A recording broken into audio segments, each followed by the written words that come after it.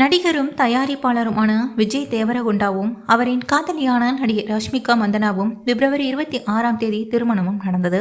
இதனையடுத்து ஹைதராபாத் திரும்பிய கையோடு ரஷ்மிகாவை அழைத்துக் கொண்டு திருப்பதி ஏழுமலையான் கோவிலுக்கு சென்று சாமி தரிசனம் செய்ததோடு மட்டும் இல்லாமல் பக்தர்களுக்கு இனிப்புகளும் வழங்கினாங்க. மேலும் நாட்டின் பல்வேறு கோவில்களில் அன்னதானமும் செய்தாங்க. இந்த நிலையில் மேலும் ஒரு நல்ல காரியமும் பண்ணியிருக்காங்க.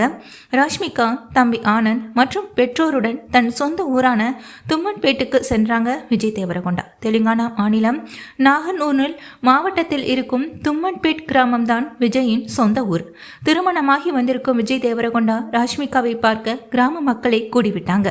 அவர்கள் மத்தியில் பேசிய விஜய் தேவரகொண்டா தனது தேவரகொண்டா அறக்கட்டளை மூலம் இந்த பகுதியில் இருக்கும் அரசு பள்ளிகளில் 9வது மற்றும் 10வது படிக்கும் மாணவ மாணவியருக்கு கல்வி உதவித்தொகை அதாவது ஸ்காலர்ஷிப் கொடுக்கப்படும்னு சொல்லியிருக்காங்க. கல்வி உதவித்தொகை குறித்து விஜய் தேவரகொண்டா விரிவாக பேசினாங்க. அதை கேட்டு கிராம மக்கள் சந்தோஷப்பட்டு கை தட்டியதுடன் விஜய் தேவரகொண்டாவையும் பாராட்டினாங்க. இந்த ஸ்காலர்ஷிப் மூலம் 44 அரசு பள்ளியில் படிக்கும் ஏழை பிள்ளைகளுக்கு உதவி கிடைக்கும்.